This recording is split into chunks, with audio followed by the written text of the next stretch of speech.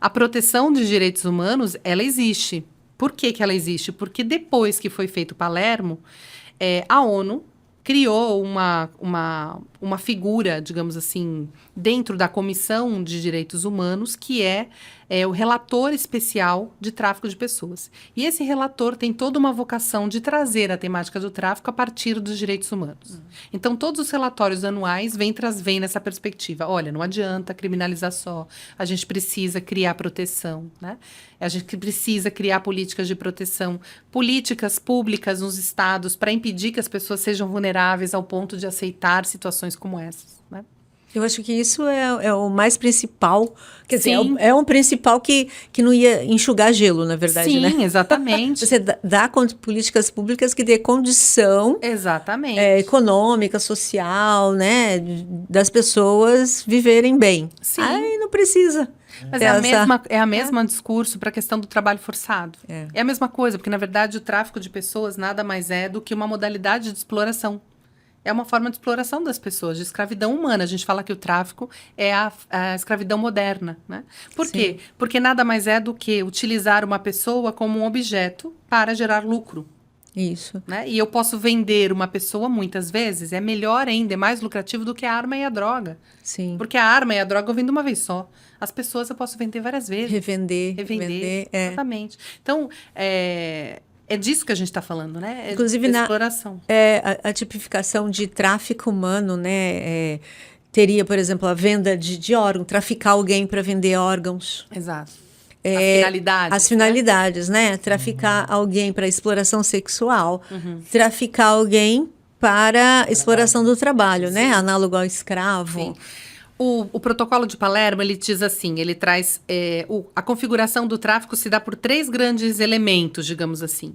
Uma ação específica, que eu vou falar algumas, alguns meios e algumas finalidades. Mas o protocolo de Palermo, ele não limita as finalidades, porque a exploração, ela pode se dar de uma série de finalidades. Pode ser exploração do trabalho, exploração sexual, mendicância. A gente já vê mulheres na área de fronteira presas por tráfico internacional de drogas, que na verdade são vítimas de tráfico, que estavam sendo utilizadas como mulas de drogas. Então, assim, existem uma série de infinidade. Doação, extração de órgãos, crianças vítimas de tráfico para fingir adoção.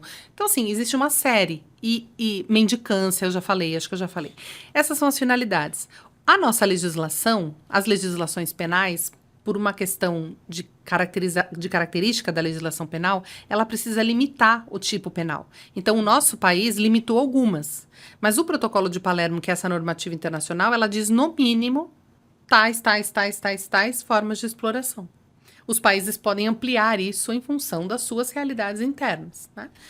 Agora, eu disse que eram 3 elementos, né, para caracterizar o crime do tráfico. Alguns atos, por exemplo, transferir alguém de um lugar para outro com um meio que seja, por exemplo, abuso da condição de autoridade ou enganar a pessoa, fraudar uma situação. Olha, você vem para cá trabalhar que vai dar tudo certo, vai ser maravilhoso, você vai ganhar muito dinheiro. Está enganando a pessoa, engano, né? É uma forma de aliciar enganando. Então, o meio de engano. Transferir alguém, levar para um lado, alojar alguém com a finalidade da exploração. Eu não preciso transportar, convencer a pessoa. Se eu simplesmente alojo num lugar com a finalidade da exploração, eu estou cometendo tráfico de pessoas. Que é o que acontece muitas vezes com as meninas. Eu não passei pelo processo todo de captação dessa menina de exploração sexual, mas eu fico com essa menina dentro de casa, do apartamento, para explorar. Eu estou cometendo tráfico de pessoas. E foi isso que você identificou no litoral? Foi no litoral norte que você... No litoral norte, eu não posso contar especificamente o que aconteceu, mas era uma situação de meninas que eram trazidas do sul para trabalhar num lugar específico, né? Numa das cidades do litoral sul. E era muito estranho, porque eram meninas que eram meninas, eram adolescentes. Já mães? 15, 16 anos, mães com filhos. Então, a pessoa que cuidava dessas meninas garantia a elas um lugar para os filhos poderem ficar enquanto elas estavam ali. Então, elas vinham mesmo, porque elas não tinham esse apoio nem do poder público. Né? Então, era um caso muito específico, muito diferente, né, de tudo que a gente tinha visto lá atrás, né, em 2000 em 2003, quer dizer, faz 20 anos atrás. Nem eu tinha parado para pensar que faz tanto tempo já, né? Faz 20 anos atrás, é muito tempo. Então, isso hoje ficaria muito claro de que era tráfico de pessoas. Naquele momento, era uma coisa diferente da exploração, que foi o que a pesquisa PESTRAF, que essa pesquisa de 2002, identificou. Ela é uma pesquisa que ela sofre algumas críticas pela metodologia que ela fez, mas naquela época a gente não tinha nada sobre tráfico. Então, como é que ela fez a pesquisa? Ela foi atrás das organizações no Brasil que faziam atendimento a meninas e adolescentes vítimas de tráfico, e mulheres vítimas de exploração sexual, e começou a identificar que havia situações que eram diferentes daquela exploração sexual tradicional que se conhecia, né, até agora, até aquele momento. E aí se começou a ver que tinha alguma coisa diferente.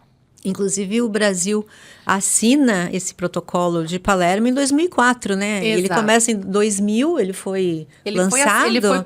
Ele foi assinado em 2000 lá em Palermo, né? Na cidade de Palermo, por isso que ele chama Protocolo de Palermo na Itália.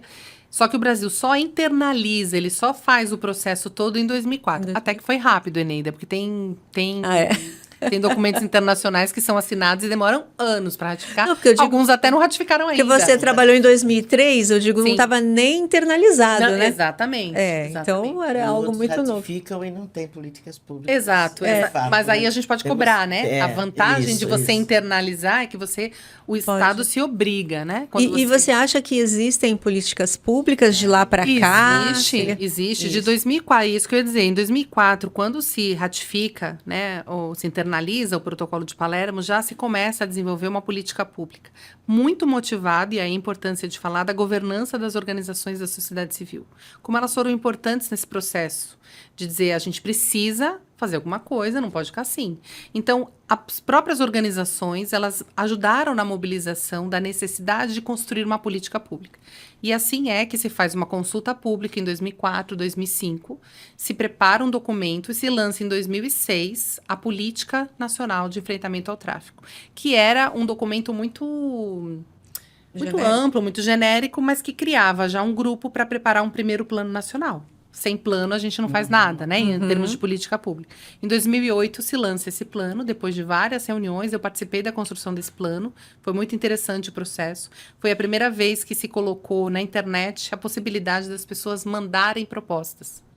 E a gente mandou, enquanto SEVES, aqui em Santos, a comissão, a gente preparou uma reunião e a gente mandou propostas para o Nacional, para que eles construíssem o plano nacional, o primeiro plano.